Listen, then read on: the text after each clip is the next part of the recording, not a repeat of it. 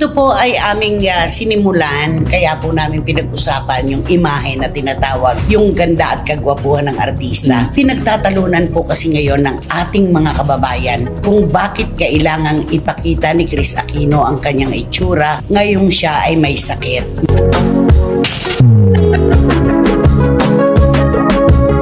Bakit siya pinapayagan ng mga mahal niya sa buhay na ipinakikita sa publiko ang ganyang anyo niya na talagang ang layo-layo talaga sa Kris Aquino kilala natin.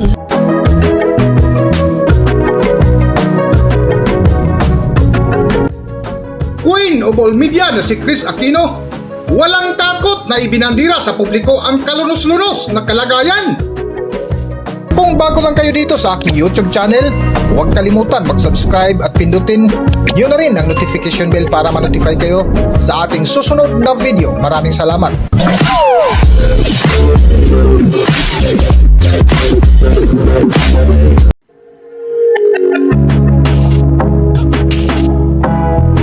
Matapos nga mag-viral sa mundo ng showbiz ang ibinandira ng mga litrato ng Queen of all media na si Kris Aquino, ay umani agad ito ng iba't ibang reaksyon na kung saan naging mainit rin ito na talakayan sa vlog ng bitiranang kolumnista na si Christopher Min, na kung saan napatanong sila kung bakit pinayagan ng pamilya ni Kris Aquino mag-post ng kalunos-lunos na kalagayan niya ngayon. Pero itong ibabalita natin, ito naman talaga ng kabaliktaran. Ito po ay aming sinimulan, kaya po namin pinag-usapan yung imahe na tinatawag, yung ganda at kagwapuhan ng artista. Pinagtatalunan po kasi ngayon ng ating mga kababayan kung bakit kailangang ipakita ni Kris Aquino ang kanyang itsura ngayong siya ay may sakit.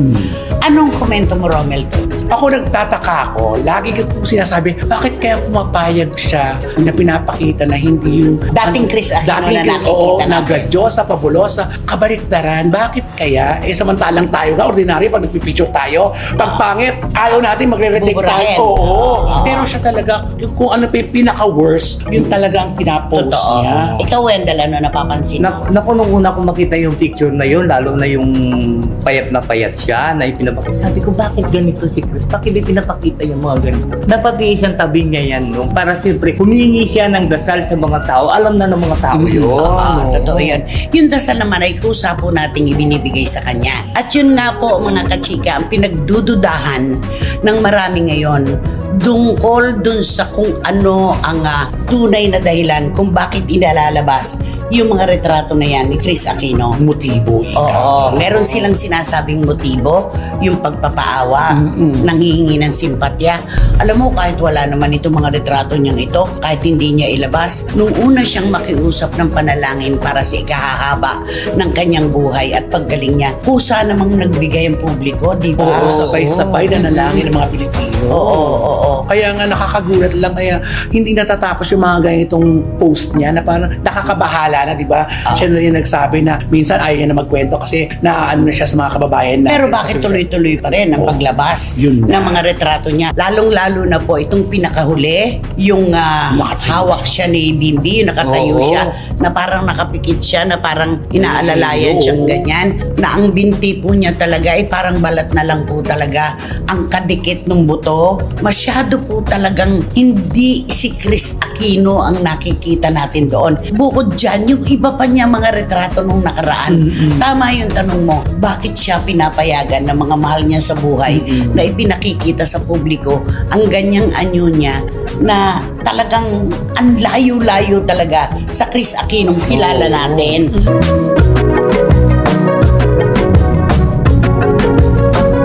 Kagabi nga ay may panibagong update na naman si Kris Aquino sa kanyang Instagram, na kung saan labis ikinagulat ng ating mga kababayan ang kanilang nakita nang bumalot ng iba't ibang katanungan na kung dati ay malapor sila na at nakakaakit ang kalusugan na taglay ng ganda ni Kris Aquino, ngunit ngayon parang buntot balat na lang ang iyong masaksihan.